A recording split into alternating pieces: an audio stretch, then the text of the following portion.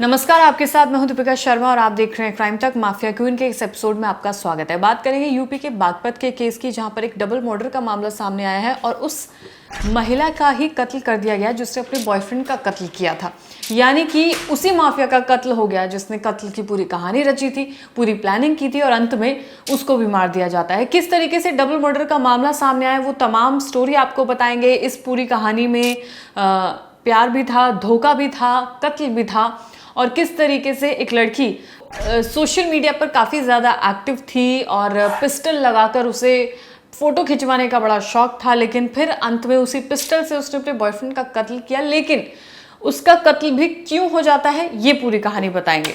तो बागपत के सरकारी कर्मचारी विक्रांत कुमार 16 अप्रैल को घर से काम के लिए निकलते हैं, लेकिन उस दिन वो घर वापस नहीं लौटते हैं। परिवार ने गुमशुदगी की रिपोर्ट दर्ज कराई 23 अप्रैल को। विक्रांत की पत्नी ने पुलिस को बताया कि राखी कश्यप नाम की एक लड़की है जिस पर उससे शक है और वो लड़की उसके पति को काफी ज्यादा परेशान करती है। जब राखी पर शक जताया गया तो पुलिस की अब इन्वेस्टिगेशन राखी के इर्द गिर्द घूमने लगी थी। उससे पूछताछ भी की गई, लेकिन कुछ ठोस सुराग नहीं मिला। राखी 27 साल की थी और 2 बार उसका तलाक भी हो चुका था। सोशल मीडिया पर काफी एक्टिव थी, पिस्टल लगाकर रील बनाती थी और फोटो क्लिक कराती थी। कुछ दिनों बाद सहारनपुर के नहर के पास एक अज्ञात शव बरामद किया जाता है। जांच में पता चलता है कि ये शव विक्रांत कुमार का है, यानी कि उसी शख्स का जिसकी गुमशुदगी की रिपोर्ट दर्ज कराई गई थी। शव पर गोली के निशान थे और हाथ पैर बंधे हुए थे। अब ये जो गुमशुदगी का केस था अब एक मर्डर केस में तब्दील हो जाता है। 27 मई को पुलिस को सहारनपुर के जंगल में एक और लाश बरामद होती है। अब ये लाश किसकी थी, इस पर सवाल उठता है।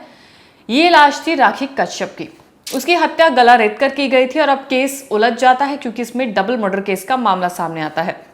अब जिस पर शक था पुलिस को कि राखी कश्यप ने कत्ल करवाया होगा, अब उसकी भी बॉडी मिल जाती है।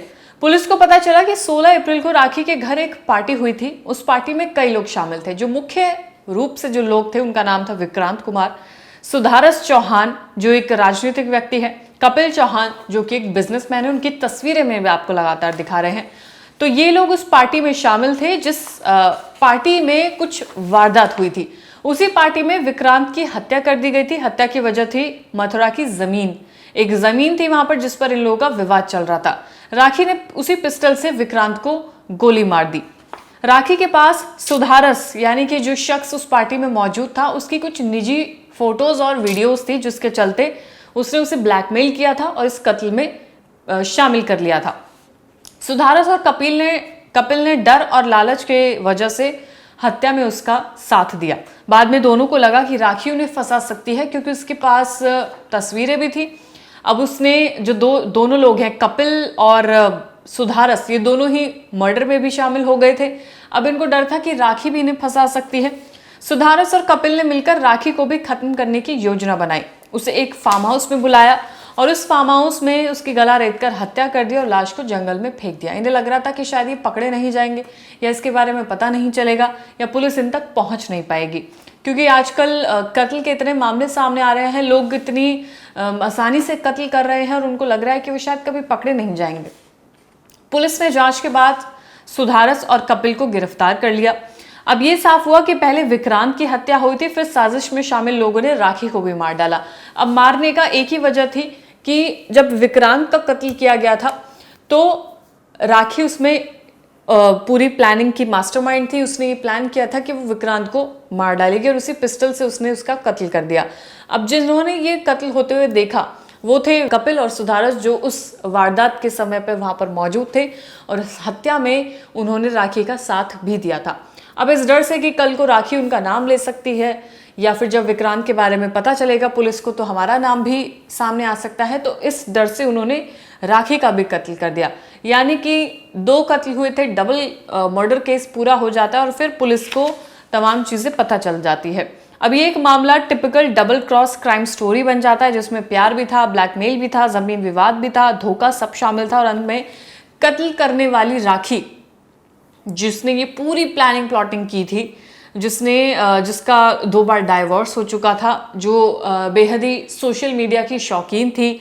उसे बहुत पसंद था कि वो हवाबाजी में रहे, क्योंकि उसकी तस्वीरों से तो यही नज़र आ रहा है कि वो हवाबाजी में रहना चाहती थी और इसी के चलते वो सोशल मीडिया पर इस तरह की वीडियोस डाल रही थी जहां पर उसके पिस्टल लगी रहती थी और वो दबंग गर्लफ्रेंड थी विक्रांत की पत्नी को सब कुछ पता था कि राखी उसे परेशान करती है। अब किस तरीके से परेशान करती है ये बात सामने नहीं आई है, लेकिन उसका कहना था पुलिस से कि राखी उसको परेशान करती है। शायद दोनों के बीच में, विक्रांत और राखी के बीच में कुछ ऐसा विवाद हुआ था जिसके चलते राखी ने ये ठाना था कि अब वो विक्रांत का कत्ल कर देगी और उसने वो किया भी। पूरी प्लानिंग के बाद कत्ल किया गया। फिर राखी खुद मारी गई उन लोगों के हाथ जिनको ये ब्लैकमेल कर रही थी। कुछ निजी तस्वीरें थी उन लोगों की इस राखी के पास और फिर अंत में राखी का भी कत्ल हो जाता है। उस लड़की का कत्ल हो जाता है जिसने खुद एक कत्ल किया था। तो ऐसे खत्म होती है माफिया की कहानी। अगर आप कोई ऐसा नाम जानते हैं तो कमेंट सेक्शन में जरूर बताइएगा। लेकिन इन कहानियों से पता चलता है कि किस तरीके से आज के समय में किसी पर भी विश्वास करना, एक्स्ट्रा मैरिटल अफेयर में किस तरीके से आप फंस सकते हैं और फिर क्या अंजाम हो सकता है, वो कहानी ये दर्शाती है। किस तरीके से आप किसी को ब्लैकमेल कर रहे हैं, सामने वाला क्या कदम उठाएगा, जैसा यहाँ पे उठाएगा। जिन लोगों को ये ब्लैकमेल कर रही थी उन्होंने ये प्लान किया कि राखी का कत्ल किया जाएगा। तो ये एक कहानी दर्शा रही है कि जब इंसान कुछ गलत करने का सोचता है तो किस तरीके से वो उसी दलदल में फंसता हुआ चला जाता है। आपको ये केस कैसा लगा कमेंट सेक्शन में ज़रूर बताइएगा। आपकी क्या राय है इस पूरे मामले में बताइएगा। इसके अलावा अगर कोई केस आप जानते हैं, कोई नाम आप जानते हैं तो कमेंट सेक्शन में ज़रूर बताइएगा। ये थी उत्तर प्रदेश के बागपत की कहानी जहाँ पर डबल मर्डर का मामला सामने आया था और इसमें प्यार, मोहब्बत, कत्ल, धोखा, ज़मीन विवाद सब कुछ शामिल था। फिलहाल इस खबर में इतना ही। धन्यवाद।